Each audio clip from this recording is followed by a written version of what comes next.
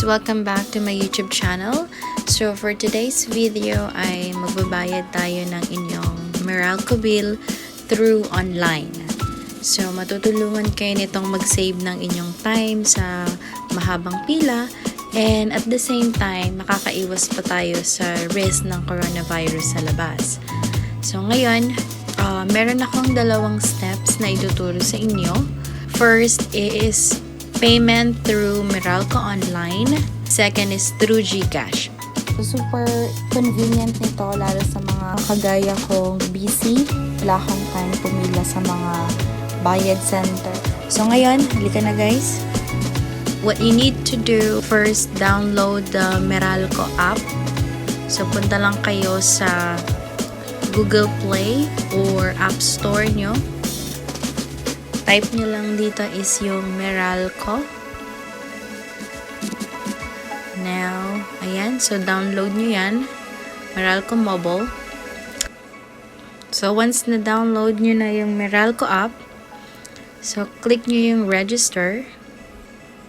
Ayan. So, you have to fill out the required information like yung email address, first name, middle name, last name, and also your mobile number. Mobile number must be active guys kasi magsisend si Meralco dyan ng confirmation number, something like that. Basta magagamit nyo, kailangan yung active. Aside sa mobile app, pwede rin kayong mag-register or magbayad directly sa website ng Meralco. Pumunta lang kayo sa www.meralco.com.ph. Click nyo tong tao na to sa taas. Log in. Tapos, dahil wala pa kayong account, scroll nyo lang sa baba, etong sign up. Click nyo yung sign up here. May mga information dito na kailangan natin or kukunin natin dun sa bill. Tanong dito, I already have a Meralco bill or I haven't received my first Meralco bill. This is for new user or bagong kabit ng Meralco. So, since tayo is matagal naman ng consumer ni Meralco, which I believe meron na kayong billing. So, click nyo lang yung una. I already have my Meralco bill. And then, email nyo. So, let's say gamit tayo ng email. gmail.com. So, first name is yung first name na nandun sa bill nyo. So, meron na kasi ako, bali sa tito ko tong gagawin. Kaya, gagawan ko na lang siya para sa tutorial na ito. So, Anthony, middle name.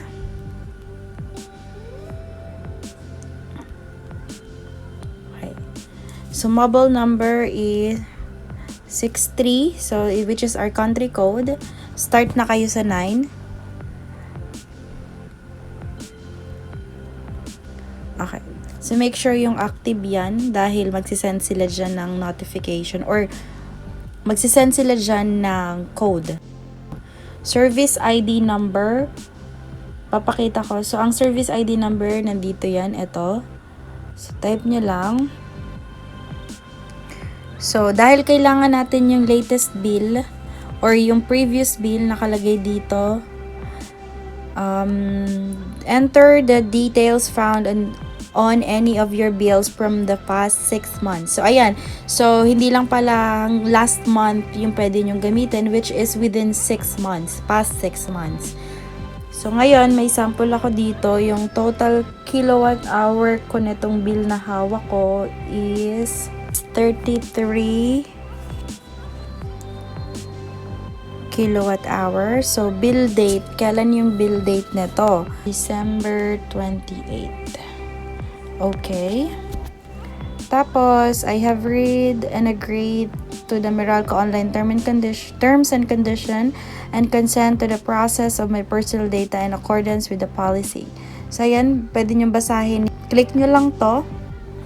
Ayan. So, after nyo basahin, check nyo to and then back. Then, ito. Register. You can also sign in with your Facebook or your Gmail. Google account, sorry. Ayan, antayin lang natin. If you sent your confirmation email, please click on the link. So, punta na kayo dito. Yung email na nilagay nyo kanina. So, Meralco Online. Please click here to confirm. Ayan. So, yun lang natin. Click nyo lang yon, yung email na yon.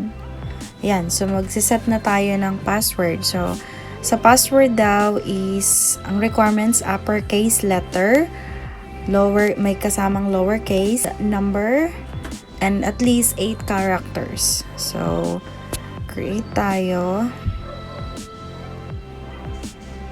Ayan na. So, pinaglalagin na nila tayo. So, dito tayo sa mobile app. Login. Ayan. Ito na. Naka-login na tayo. So, makikita nyo dito yung due date immediately. So, click nyo yung pay now. So, ayan. So, ito, makikita nyo yung mga unpaid na bills nyo. So, dito, sa tito ko, hindi pa siya nagbayad. Ayun lang yung bills niya. Sana all. So, ito na lang. Makuha na lang tayo ng isa. Ito. 14 pesos. Bayaran natin. So, click nyo lang yan. Kung gusto nyo bayaran lahat, check nyo lang lahat. Or, pwede kayo mamili. Kagaya nito. Ayan, please pay all your overdue bills in full to avoid inconvenience. So, ayan, magbibigay ng warning sa inyo na bayaran lahat ng past due nyo. Pero, pwede nyo pa rin yung i-proceed kahit na isa lang yung gusto nyo bayaran dahil wala pa kayong cash sa ngayon. So, ayan, ito yung mga pwede nyong gamitin.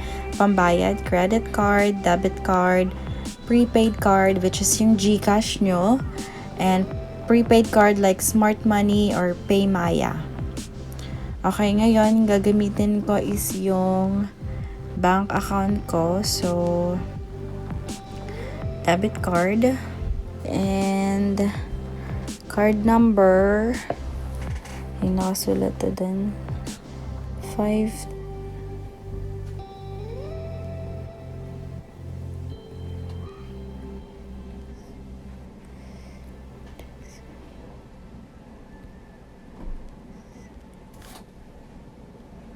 Okay, expiration date is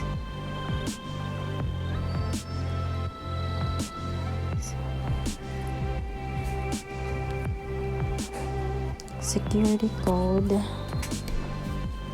nasa likod ng card nyo, card holder name. Ayan. Pag na-fill out nyo na, the collection of 47, ayun lang. So, meron lang siyang convenience fee na binabayaran. Well, dahil ngayon, pandemic, sinuspend nila yon, which is not bad naman kung kumpara sa lalabas ka pa para mamasahe, para pumila sa mahabang pila, super convenient nga. Ito yung pinakabayad natin, which is okay lang. Ngayon, click nyo na yung next. Ayan, so ito yung summary. 14 pesos, convenience fee is 0. So, pay now natin.